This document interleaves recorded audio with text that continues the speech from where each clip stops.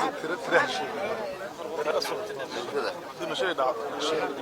شيء ترى شيء دي مش شيء ترى شيء سجاشن يسيب iyadoo qarax xoogan oo saaka uu ka dhacay isgoyska X control afgooye kaasoo oo dhaliyay khasaare xoogan oo soo gaaray dad shacab halkaasi marayay khasaaraha soo gaaray dadka shacabka ayaa gaarayo ku dhawaad 100 qof oo dhimashada halka dhaawac uu ka sii badan yahay arrinta murugada leh isla markaana hadal haynta xoogan ay ka dhalatay ayaa ah kadib markii taliyaha ciidamada booliska Soomaaliya oo sheegay in aan la sheegi karin tirada ku dhaawacmatay iyo kuwa ku dhintay taliyaha oo la hadlayay gudoomiyaha gobolka Banaadir ahna duqa caasimada Cumar Filish ayaa sheegay in aan la sheegi karin tirada rasmiga ah ee wax ku waxyeeloobay qaraxaasi Cumar Filish ayaa la ambakaakay waxaana oo markii dambe u sheegay warbaahinta muuqaalkani ayaa si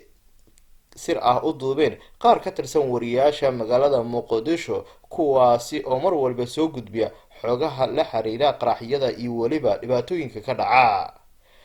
hadal hayn xoogan ayaa ka dhalatay muuqaalka laga duubay taliyaha ciidamada xooga kaasoo qarinaya khasaaraha soo gaaray dadka shacabka ah wixii ku soo karnaa wararkeena dambe ayaa kula socon doontaa balse subscribe-ta ka saar si mar walba ay ku soo gaaraan wararkeena iyo xogaha aan baahino